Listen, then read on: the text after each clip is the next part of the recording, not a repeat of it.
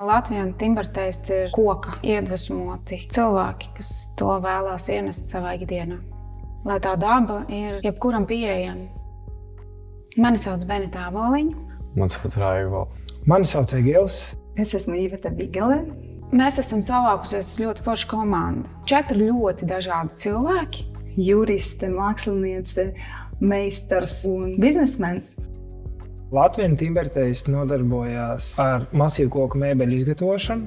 Tie ir epoksīda galdi, durvju ražošana. Jebkas, ko sirds vēlās, mēs varam izgatavot un nākt ar ļoti skaistu dizainisku risinājumu pie jums. Ideja radās, kad sapratām daudzās vietās ilgi stāv baļķos ozoli, oši, kas ir vērtīgs materiāls un viņš tik ātri nebojājās, bet ilgi stāvot, protams, viņiem būs plaisas, trupe kaut kāda gar sāniem. Un sapratām, ka no tā materiāla arī var uztaisīt kaut ko ļoti vērtīgu un skaistu, ja to pareizi visu apstrādā un ir pareizās idejas. Mani ļoti iedvesmo koka nomale. Kāda nomīzo koku un tā maliņa, kas paliek zem mizas. Viņa ir ļoti dzīva, interesanta.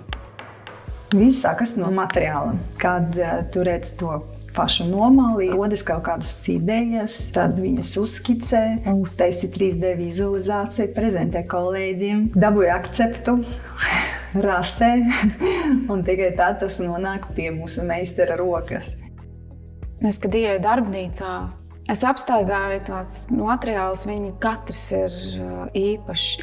Un Raivo jau smējās par manīm, ka es no visiem atgriezumiem gribu vēl kaut ko uztaisīt. Tas ir tas, kas man arī patīk, kad faktiski aiz mums nekas nepaliek.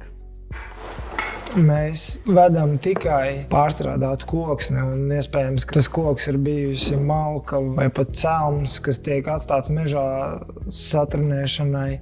Līdz ar to mēs izmantojam arī to daļu, kas citam varbūt jau liekas nevērtīgi.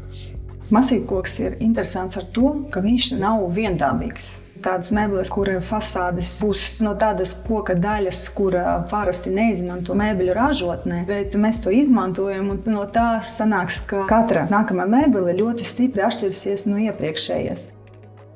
Es, pieņemsim, pats arī visu to materiālu zāģēju no baļķa. Es visam tam izgāju cauri uz lenzāģi, ka tu grozi to baļķis, lai tev tieši sanāk interesantāk, nevis, ka tu izzāģē tos zars ārā, bet tieši, lai izzāģēt viņiem cauri. Un, kad ņem to pirmo nomali nost, tu skaties, kas tur apakšā būs un nevar sagaidīt. Man patīk redzēt katru gadskārtu, katru šķiedru un izcelt to un parādīt visiem. Es domāju, ka jebkurš klients, kas spēj novērtēt to koku, ir gatavs viņu redzēt un aptaustīt un gūt gandarījumu no tā, ka tā mēbele ir viņa mājā. Mūsu darba augļus varat apskatīt mūsu mājaslapā latvientimberteisti.com. Dalāmies arī sociālajos tīklos, gan ar darba gaitu, gan arī ar rezultātu.